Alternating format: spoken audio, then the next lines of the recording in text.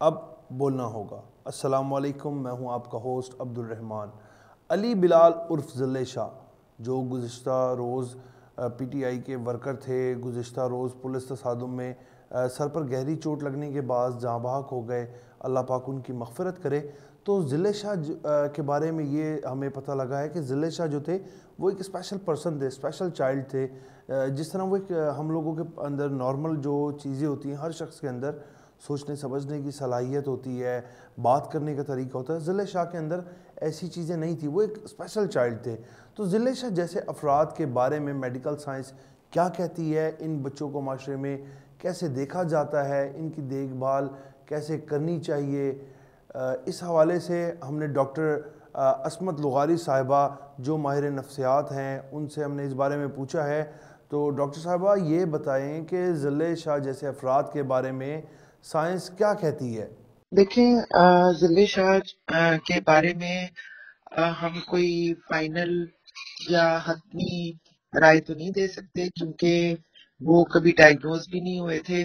صرف ہم اتنی رائے دے سکتے ہیں ان کے والد کے مطابق کہ وہ ایک اسپیشل چائلڈ کے طور پہ ان کی فیملی نے یا معاشرے نے ان کو دیکھا۔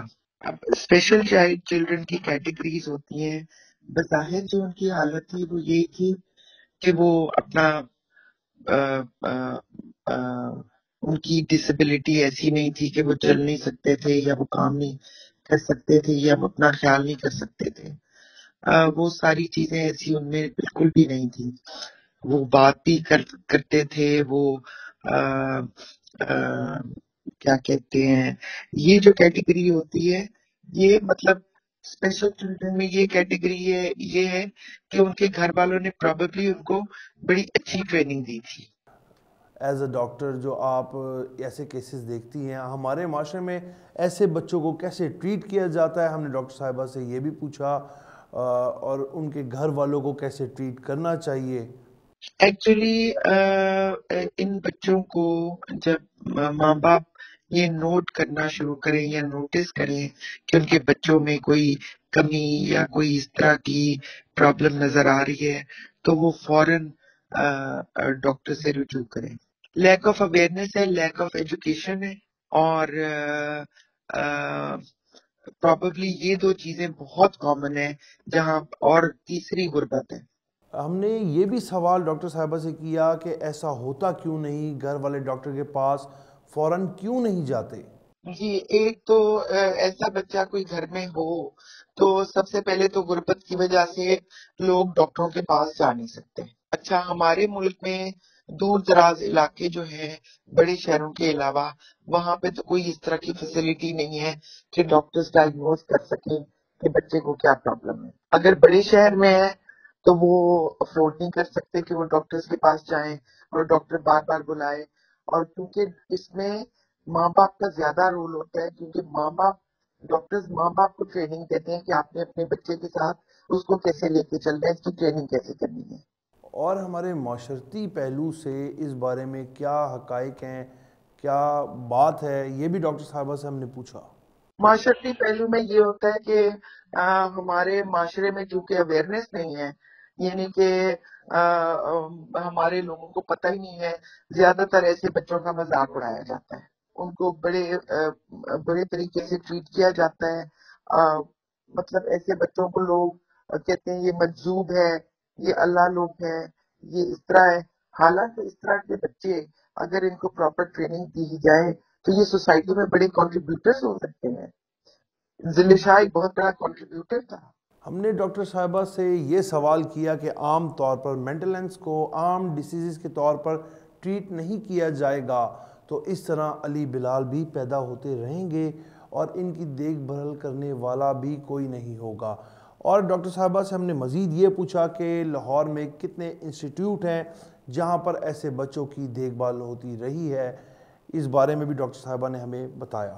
مطلب یہ کہ اگر ان کو حکومت کی سپورٹ ہو تو وہ ایک بہت بڑی بڑی فیسلٹیز بنا سکتے ہیں۔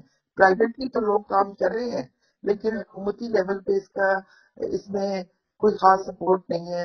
ایک دو تین چار ہسپتالوں کے علاوہ وہاں پہ اس طرح کی کوئی فیسلٹی موجود نہیں ہے، جو کہ جتنی تعداد ایسے بچوں کی ہے اور فیسلٹی اگر دیکھی جائے تو اتنے بچے ہیں ان کے مطابق ان فیسلٹیز کی تعداد بہت کم ہے۔ جی، تو ہم نے جیسے ڈاکٹر صاحبہ کا موقف سنا، وہ ماہر نفسیات ہیں، ان کے سامنے سے کہیں ایسے جو پیشنٹس ہوتے ہیں مینٹلی وہ گزرتے ہیں، تو ان کا کافی ایکسپیرینس ہے اس بارے میں ڈاکٹر صاحبہ کا۔ تو یہی ہے کہ ہمارے معاشرے میں جو اس طرح کے اسپیشل پرسنز ہوتے ہیں، ہم بینگ اے پرسن، ایک انسانیت کی خاطر ہمارا بھی یہ فرض بنتا ہے کہ ہم ایسے لوگوں کا خیال کریں، ایسے لوگوں کا احساس کریں جن کے اندر اللہ پاک نے ایسی صلاحیتیں نہیں پیدا کی جس کے بارے میں وہ سوچ سمجھ بوجھ رکھتے ہوں۔ تو آپ کو ایک انسانیت کی خاطر، ایک انسان ہونے کی خاطر ہمیں خود اس کا خیال کرنا چاہیے، ہمیں یہ دھیان رکھنا چاہیے کہ ہمارے ارد گرد میں اگر کوئی اس طرح کے لوگ ہیں تو ہمیں ان کا احساس کرنا چاہیے۔ جبکہ عام طور پر ہم اپنے معاشرے میں یہ دیکھتے ہیں کہ ایسے لوگوں کو جو اسپیشل پرسنز ہوتے ہیں ان کو کہہ دیا جاتا ہے یہ تو اللہ والا ہے، یہ سائیں لوگ ہیں۔ تو یار کیوں ہم ان کے بارے میں خیال کیوں نہیں کرتے؟ سوال یہ ہوتا ہے کہ ہم ان کے بارے میں دیکھ بھال کیوں نہیں کرتے؟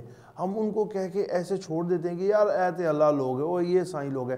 میں پرسنلی بھی وہ ضلع شاہ جو تھا، جب میں زمان پارک جاتا رہا، میری اس سے 2-3 بار ملاقات بھی ہوئی، میں نے اس کے 1-2 انٹرویوز بھی کیے۔ تو مطلب کہ وہ ایک بڑا خوبصورت شخص بھی تھا۔